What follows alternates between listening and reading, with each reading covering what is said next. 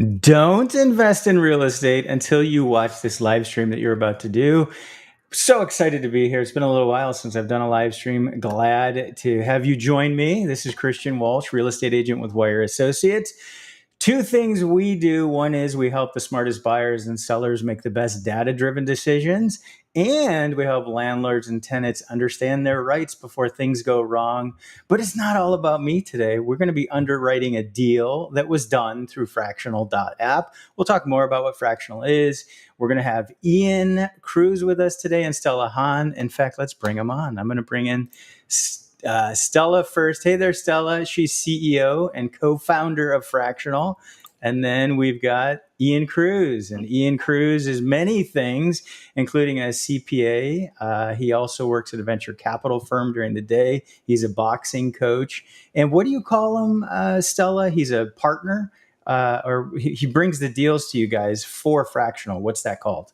Yes, so Ian is actually the community leader for the Cincinnati community on Fractional. So I'll let Ian tell you all a lot more about that. That's exactly. Well, first we got to talk about you, Stella. So Stella is the CEO and co-founder of Fractional. I actually did an interview with Stella last week. We released that. That was a lot of fun.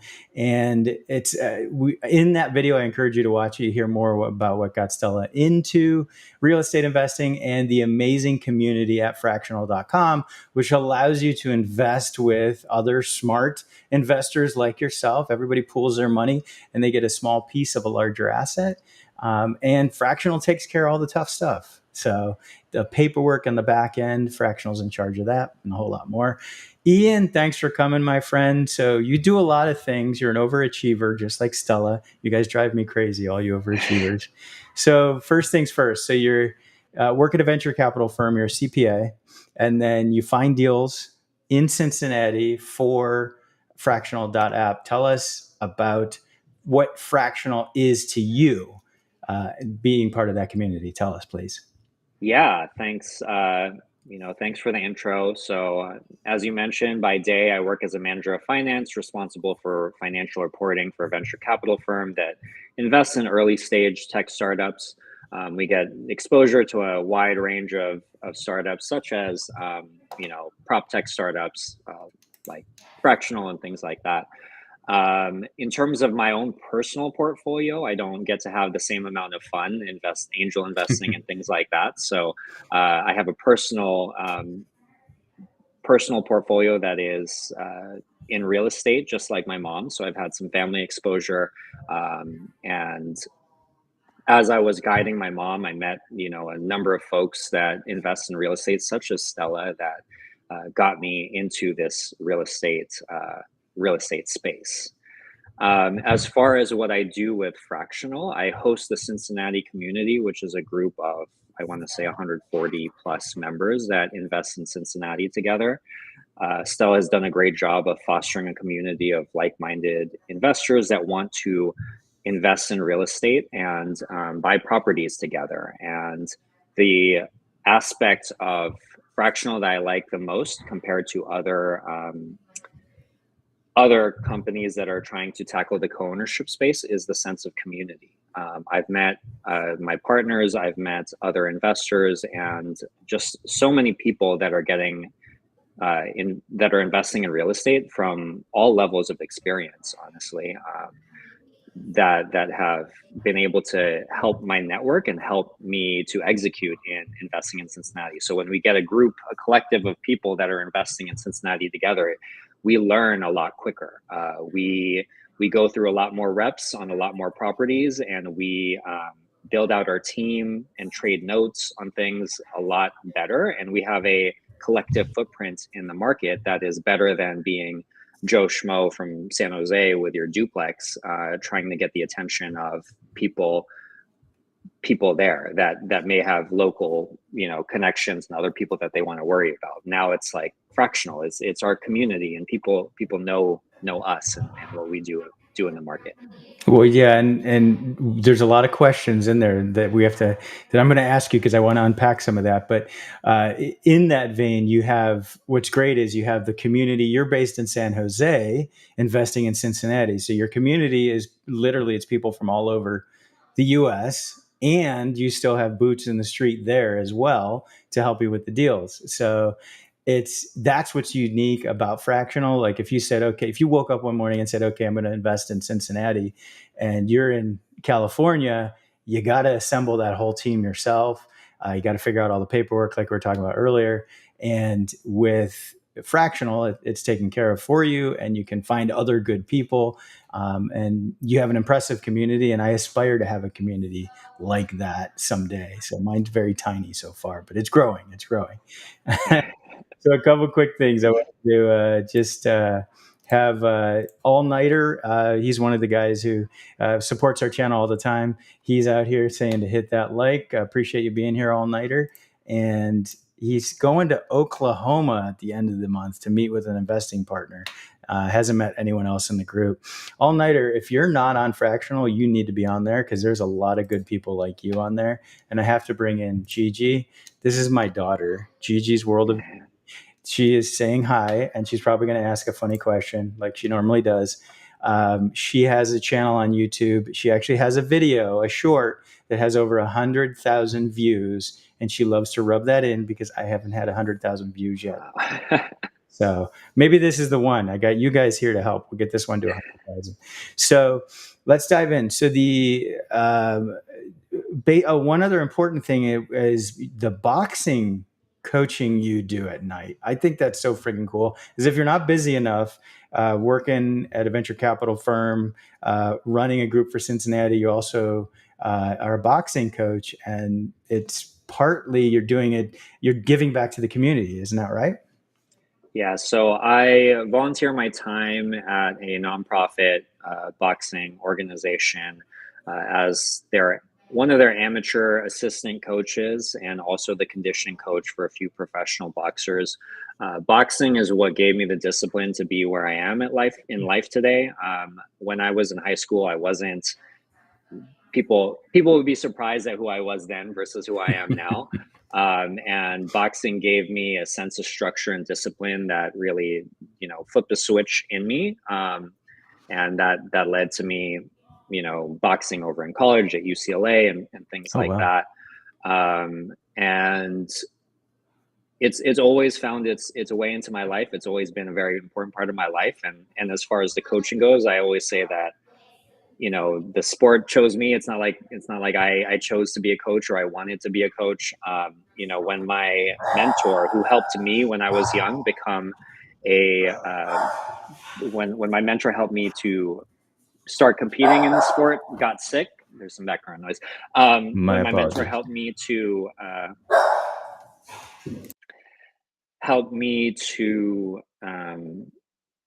when I was younger, when he started to get sick, he needed some help. And then I just started helping coaching and transitioning the gym. He passed away in 2015. And then we had somebody else take over, and I've been on board ever since. So been a great experience to help keep the gym alive, and now it's thriving. And I work with I work with a lot of the younger athletes, and it's all volunteer. It's just part of what keeps me sane. Sorry to hear about the loss of your mentor, and I understand what you're saying about the discipline that it gives you, and it just ends up becoming a lifestyle. And that's great that you embraced it, and it trickles down from it. So what people don't realize with the physical activity, and you get it, is it's as much for your body as it is for your mind. Going in there and being able to help out and coach, it helps you out mentally to be fit for the deals that you're in. So one other important thing, and then we're going to dive into this deal. You mentioned in your bio that in 2008, during the housing crisis, that's essentially kind of what helped you understand real estate. And I can't wait to hear this perspective, because we all of us, it's still, I'm assuming you were still around, you were born after or before 2008, but all of us have a perspective that we bring from what we saw from the global financial crisis. So what happened in 2008, and how does that shape how you look at real estate today? Yeah, and we can talk about 2008, but something that I find interesting is getting to know how people got into real estate, period. And I always say that our financial education begins when we are children, right? Even if our parents aren't teaching you, hey, here's how you save your money or here's how you invest, you're a sponge and you watch everything that they do. And your attitude towards money, is it the root of all evil, or is it something that you need you need to do this and that with your money? I mean, the things that they do really rub off on you. When my parents were young, they separated, and my parents have very polar opposite personalities. My dad is, um, he's an engineer and he's very conservative, and he'll follow the book. The good, thing that I learned is that you need to invest, but he keeps a lot of stuff very safe. My mom quit her software consulting job in 2009 to open up a yoga studio, so she is a lot more entrepreneurial. She's very much a yogi and very free spirited, and will invest in people's projects if it feels right, and stuff like that. And she, I don't like to sit around and say there are mistakes, basically, but if you play this game, you're going to get lucky and you're going to make mistakes. If you buy real estate and wait, there's, especially if there's stuff in the Bay Area, you're going to be in a good position. But for me, being who I am, and just not really understanding, but seeing some of the things that she went through, I think they even bothered me more than they bothered her.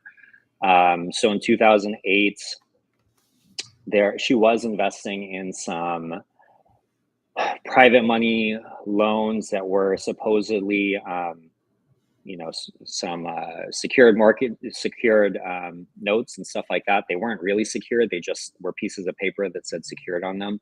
Multiple properties. That person also went to prison later, but things like that happened. Even with her primary residence, the type of debt that she put on it, there was negative amortization when it was refied later. There were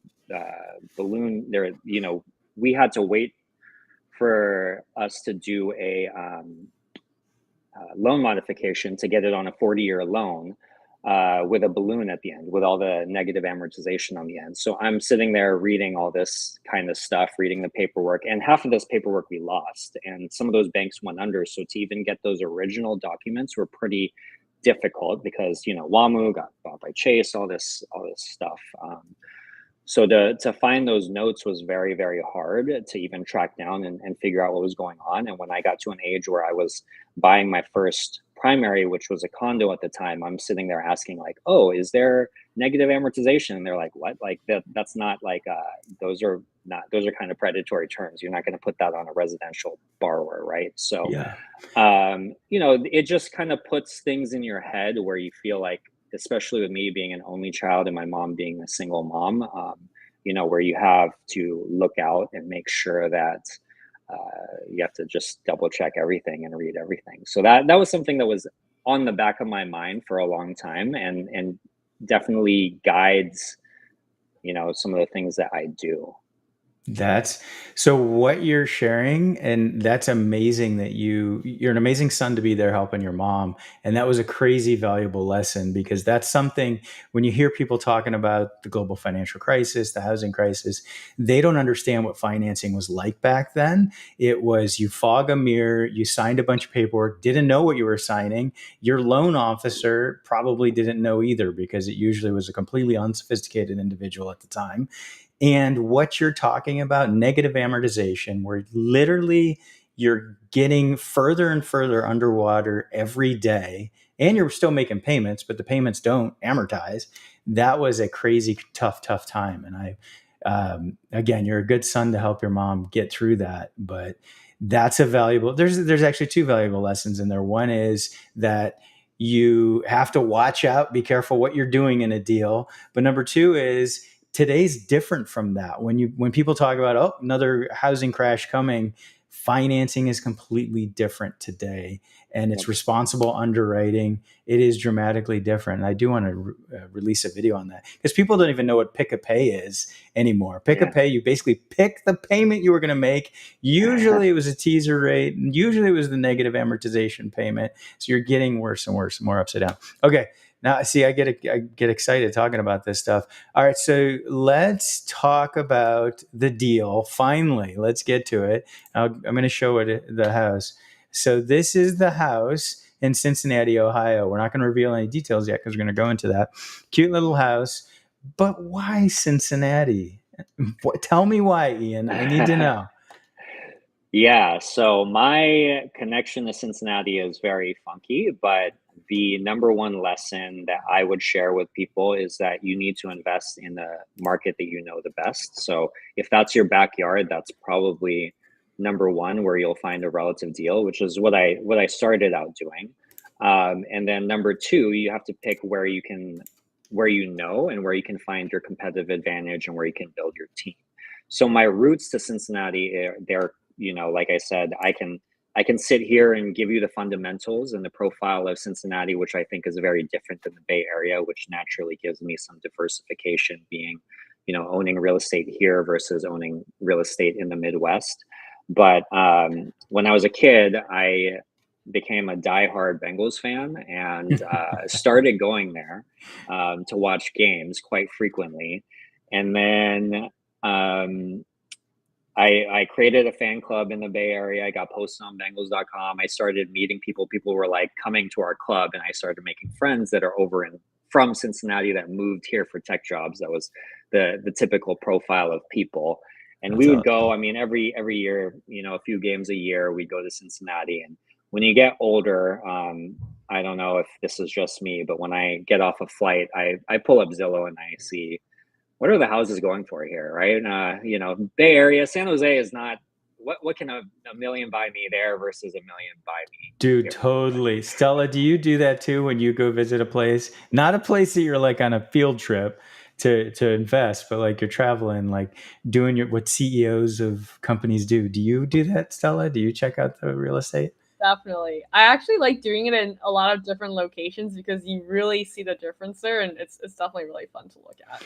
Well, and okay, so basically when you do that, the cost of the physical structure for the most part is all pretty close to the same. But really, what it is, the difference in the number is the value of the dirt underneath it. So that's what fascinates me. Like, how expensive is the dirt that a house is sitting on? So, all right. So you were a Bengals fan. I was a Browns fan. So, I mean, we can kind of hang a little bit, but I don't know about the Bengals. all I can say is we've suffered for some time. So, while we're talking about Ohio, so the reason I wanted to talk about a deal in Ohio, because I'm from Southern California, you guys are from Northern California, but I'm from Ohio, and this is one of my favorite memes about Ohio. There's so many memes, and I apologize, there's a gun in this. I hope I don't offend everybody, but it's true. It's all Ohio. I'm telling you, when you come from there, it's all Ohio. So I'm from outside of Cleveland. Cincinnati's not too different. They're all very similar Midwestern Rust Belt areas. So let's start talking about the deal. Now, this is a done deal. It's a hybrid deal, is how you described it. And we're going to talk more about that. But I would like to see if anybody can guess the interest rate that they have on this deal.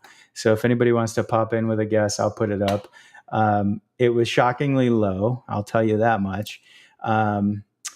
I'll probably end up scrolling through here and revealing this. So this deal is done. And by the way, while we're showing this, it shows the timeline, everything that happens in the deal. Like, this is a very, very cool setup. This is Fractional's website. And then this is where you can give project updates.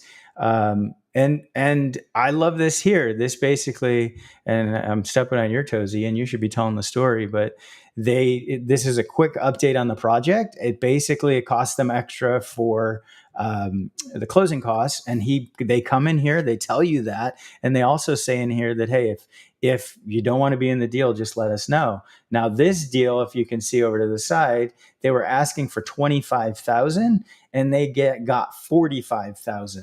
Now, how quickly, Ian, did this deal fund? Just it was curious. the same night. It was the same night. Okay, so the same night, and that's the reputation you have on Fractional is, hey, if Ian's doing a deal, it's a good deal. Yeah, Ian is actually being really humble about it. He actually did 100% within like 30 minutes after his call. And then Oh first my subscribe God. right after that. So Ian's definitely killing it here. We all love him. And then I love here this shows your fractional community hanging out in Cincinnati with some, and these are all fractional buddies. Is that who these folks Some are are? fractional. The bottom left is interesting because that's the best ever group and fractional. And What's the best ever group? Come so on, the tell me. best ever real estate is Joe Fairless's brand. They have a good podcast if you've heard it. Best ever apartment syndication book is a book that a lot of folks have listened to. But they're actually based out of Cincinnati, and some of the people like I can point them out. There's a mortgage broker that's pretty well known, and some commercial people who non-residential commercial investors, all in that bottom left picture. So getting to network with other investors was a really good experience as well. Not just bringing our team, but also meeting the local community out there. And then you've got some demographics. So is this, I mean, other than the Bengals, because there's a whole lot of cities you could have invested in. So you're gung ho on where Cincinnati's headed. So explain why you're gung ho on Cincinnati. Yeah, very. If we're headed into a certain economy, potentially a recession, I think the Midwest is usually what stays stable. It's more of your piggy bank. And while it may not have received the same amount of appreciation the last few years, it is remaining hot and it's very competitive right now. The fundamentals are strong. There are 7 Fortune 500 companies in Cincinnati. They have more Fortune 500 companies per capita than many major cities, including Los Angeles and Chicago. They have more Fortune 500 companies than most of the Midwest, including Columbus, Indianapolis, Louisville, Cleveland, and stuff like that. The median income is over 5 times the median rent, so the affordability is there, and it's been projected at near the top in terms of both home price sales growth and rental growth. It's constantly at the top. It seems like every July, I don't know what it is over that 12-month window, it's at the top of Redfin for the last few years. 2 years ago, it was a 41% increase in rent year over year. So it has a strong fundamental profile, and when you compare it, and I think all of the Midwest is going to do well in the next few years. That's my personal opinion.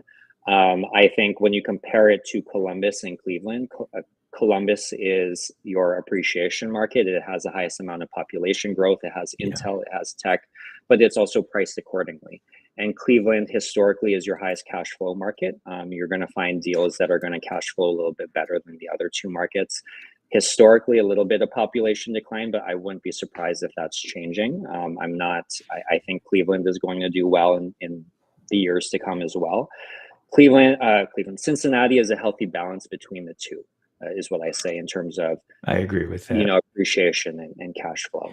Yeah, Cleveland has I'm not picking on Cleveland, but it's definitely has a hard time keeping industry. And I mean, I still have family; they're happy back there, but I agree. In Columbus, like you said, higher appreciation, and having the Ohio State University. It was just Ohio State University. They added the after I left, but having Columbus is a cool spot, but yeah, Cincinnati is a good blend. And let's now look at the property itself. And we do have a couple guesses on the interest rate. So the property itself, well, who found the property? Like, you got a bunch of bird doggers out there looking for you, Ian? How's this work? Tell me. So yeah, I really got to give credit to Fractional, to the Fractional team. It was Kyle who found this deal and shared it with us. And they shared it with us because we can operate the deal. So for those of you that know me, I mainly focus on multifamily deals. The last few deals that I've put on Fractional were multifamily family value add deals. So this deal is not typically in my wheelhouse, but it was one that we could operate. In that picture on the bottom right there, that is one of our partners. Her name is Bulbul, and she's local to Cincinnati. So she drove a lot of this process. Kyle also found the deal, and Kyle is part of the Pace Morby Subject to group. So he had his own connections and his own leads And when he found something in Cincinnati, he shared it with us to take down.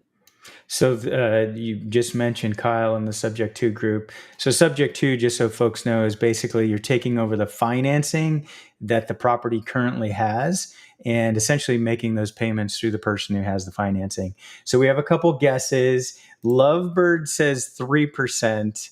That's definitely a good interest rate. Jay says 3.5%. And interestingly enough, if you average those together, you get the answer. Who planted these people? I swear. How did they know? So the interest rate for the main loan is 3.25%. And there's a carryback from the seller. I'm a huge fan of carryback financing. In fact, the house that we're filming in right now, I bought with carryback financing. Wow. So you guys got it at 0% interest rate for the carryback. And no, that's interesting. That's actually amortizing too. So you guys have a monthly payment for the carryback. There's different ways to structure a carryback. And again, I'm stepping on Ian's toes, but and that's the thing when you deal with seller financing, literally everything becomes negotiable. Price, terms of the financing, everything. So tell me more about how you ended up with this structure, and then where does the financing that you had committed by the fractional partners, how does that fit into this as well? So let me know. Yeah. So again, I have to give credit to Kyle. I'm not sure what they're all doing at the Pace Morby group, but they are finding some incredible deals with incredible terms, right? When I'm looking at deals, typically you have different levers to pull, and I'm either trying in the current environment where it's tough to find cash flow, you're either trying to find a price where you're below the market value, where you have some built-in equity, or you're finding a rate that is below the market rate, right? That's the other lever that you can pull. So one of the phrases that some people say is your price, my terms, or my price, your terms, right? I love that. Yeah. That is kind of what happens. The price is, I would say, the market price. If you look at the comps, I felt comfortable that we were buying it at the market value. The thing is, they're, a wholesaler, their fees, and they deserve every bit of those fees, because if they negotiate those kinds of terms, that's incredible, right? So your cash flow is going to be far different. But yeah, they found the term. They were able to assume the loan and talk to the seller, who was completely willing to do 0% interest. We stay in contact with the seller. We have even access to make the payments on his behalf and all that kind of stuff. So that was negotiated by somebody else in a way that left the seller feeling good about the transaction and feeling like both parties are winning. So Stella, is this a deal you would do, or what? What do you think? You probably weren't fast enough, knowing that in 30 minutes the thing was fully funded. But is this a deal you'd do? What do you think? Definitely. I think, being creative when it comes to financing is definitely a super high priority for me, and is definitely a winner here, especially with that.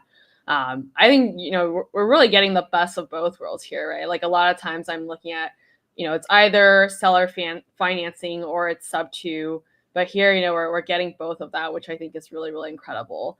Unfortunately it did not, move my fingers fast enough, but I am really lucky to have partnered with Ian on some other deals in Cincinnati as well. So that's been working out really great. So so was this tenant occupied or seller occupied when you bought it? Or it was vacant. It was vacant. Okay. And then obviously you leased it up and it had a good pro forma number for the rent. It met all its numbers other than that slight increase in the closing costs. You guys were spot on, correct, on all your other numbers. Yep. My alarm going. Yeah, my number.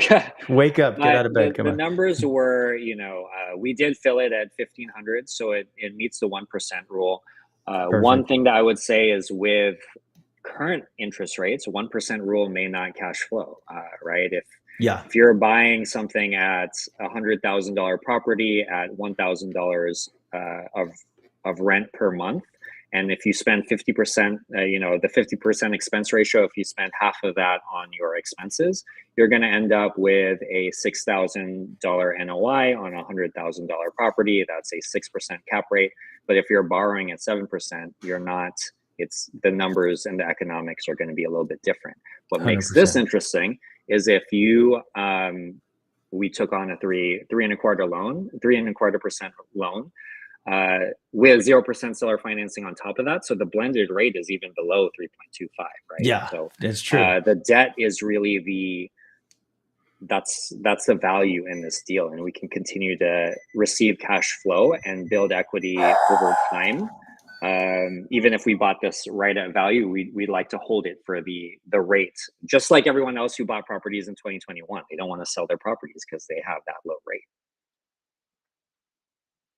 Funny you mentioned 2021. As long as they're not adjustable rate financing, which if you're 5 units or more, typically you are. So there's going to be some reckoning on some of the larger projects. And this was, I'm assuming, long-term debt. This was probably a 30-year loan at the 3.25. So looking at the numbers here, so it worked out to cap rate of about 6% and the cash on cash return was 6.73% on this. So, and correct me if I'm wrong. So basically, if someone invested $10,000 in this project, they would have gotten about $673 back per year. Correct? Did I do that right? Yeah. Okay. So, basically, what is the exit strategy? Is there an exit strategy? Is everybody just hold on to this thing, or what happens next? So I think I mentioned there are two. If you're finding a relative deal, right, and you're buying below market value or below the market interest rate, I think it's harder to exit something where you have the lower interest rate and it's fixed for a long time, right? Even if we bought this at value, there's selling costs, commission costs, things like that. It doesn't make sense to just hold on to this. There's not value to add. It was pretty turnkey. There's no reason to sell this for very little upside in the future. So everyone was on board when we purchased this property to just hold it and keep the cash flow, and all of our partners are happy basically. And it's another repetition under our belt. It's another experience for people to learn about real estate investing. And I mentioned Bulbul is our local boots on the ground. We underwrote that, so the underwriting, our return actually might be higher because it is higher because we underwrote it with PM fees and Bulbul is managing it. So nice. It's a self-managed property. And yeah, so yeah. So this one happened to be turnkey. I could tell from the pictures. We have a good question here from Dennis Walsh with Certified New Home Specialist. Do they ever look at the impact of strategic improvements for an increase in equity similar to a flip? This one didn't need it, but is that your usual play, Ian? Would you consider that your kind of go-to? Our last project needed improvements. So it really depends on the deal and if the numbers work. So we've definitely done that. And when you look at multifamily, it is about improving properties that need a little TLC and turning them into places that tenants want to live. And once your NOI goes up and you fill out the vacancies, the value gets added that way. And you have to do some work to make them attractive to tenants, right? So part of my channel, I talk about landlord-tenant laws, and California makes it interesting for landlords. Let's put it that way. What would you say about Ohio? How do landlord-tenant laws in Ohio compare to California, for example?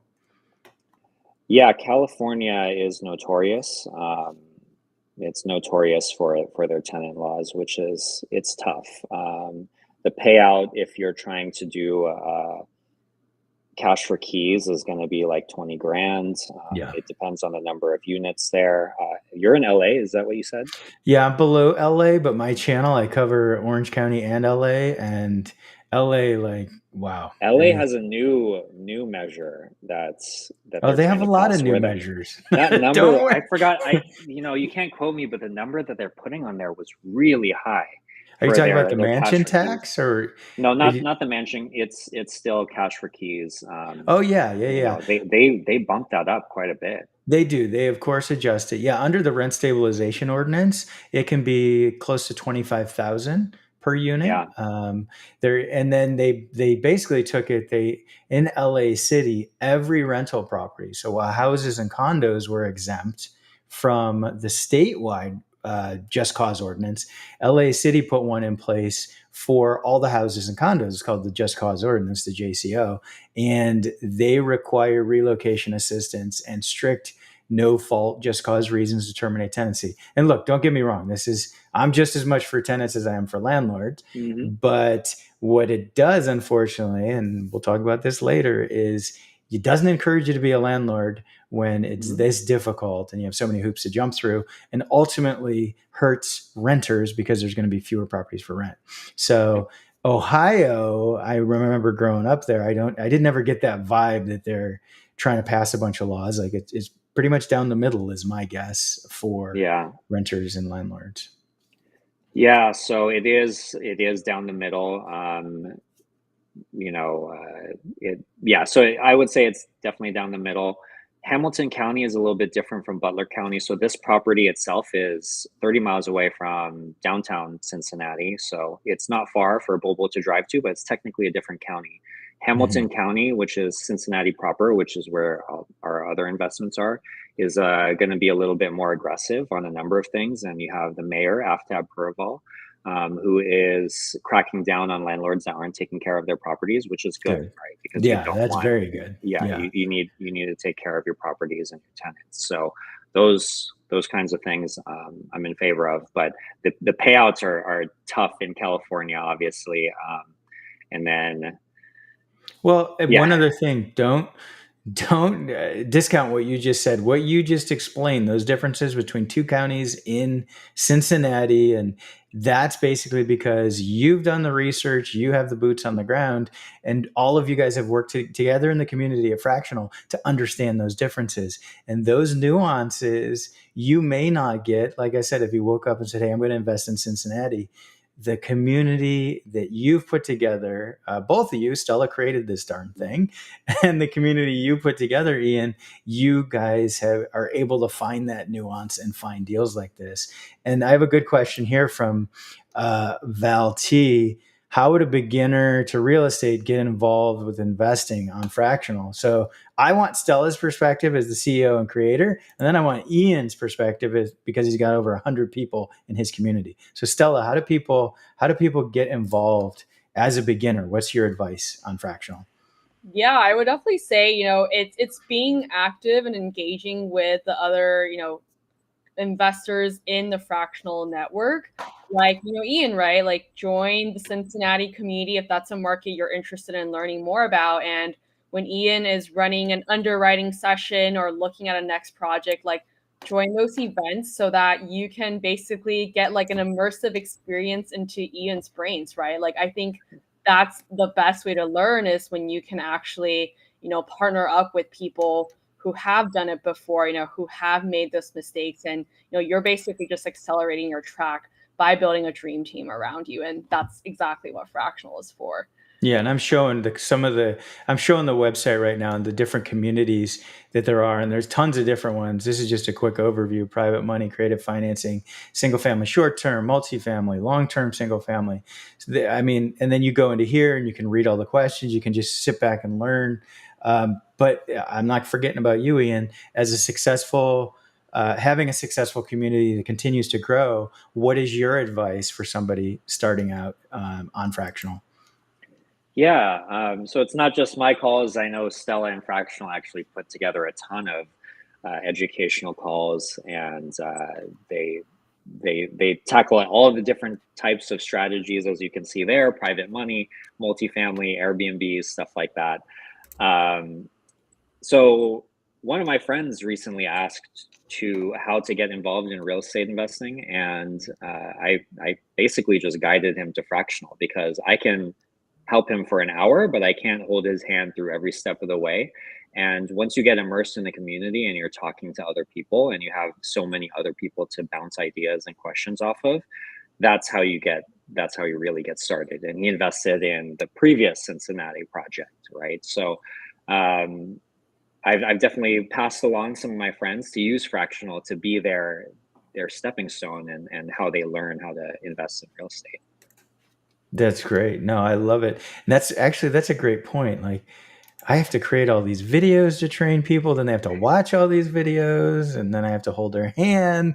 And all I need to do, Ian, is seriously send them here, because I've been impressed. Like, I look at the interaction in the community and the ask questions and answers, and this would save me time with my clients. So good. I'm glad we did this. Now I'm going to save some time thanks to you guys. So we should probably wrap this up. I know you guys got to go invest in real estate deals, and I got to make some more videos and help people. But before we go, Stella, any last minute thoughts or advice based on what Ian has shared today?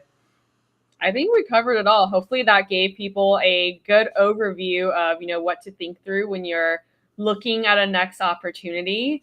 And, we are excited to see people in the fractional ecosystem. Ian, any last minute advice? You're out there doing deals. What are you going to tell people besides go learn from there and come back to me when you're ready? Yeah, thanks for having me on. Go ahead and check out Fractional. But one of the biggest things that's helped me has been networking, joining communities within Fractional, or going to my local real estate meetups, talking with people like you all, just about real estate. And eventually I caught the bug, right? So if you guys are wanting to know where to start, you guys are in the right place, and hope to hear from you all soon. And one more thing we didn't get to talk about is Ian has a 2024 field trip to Cincinnati coming up. So check out his website, and you can actually apply to do that. So I Yeah, and will. I see a comment. I'm going to address it. Our website has had some technical issues. Thank you for trying to check it out. Please send me. Can we reach out and make sure yeah, if we can get the person's contact information, that would be great. But our website will be up in the next 48 hours, and there is information. There is my personal information on there, and then there's information about our Cincinnati field trip, which will be coming in August if you want to learn more about the market. Yeah, Val T, make sure you either put a comment or reach out to me, and we'll get you connected to Ian so that you can go on that field trip if you want. Well, you guys, this has been amazing. Thank you so much for joining me. We'll make sure we have your social media handles. I know Ian's big on Instagram. Stella, what do you do for social media? You just hang out on Fractional. What are we talking about? I'll put Stella's Fractional account on there so you can bug Stella. But thank you guys for tuning in. Thank you for being here. I appreciate it. And make sure you tune in more, because we have more exciting content about real estate investing and Fractional coming as well. All right. Good night, you guys.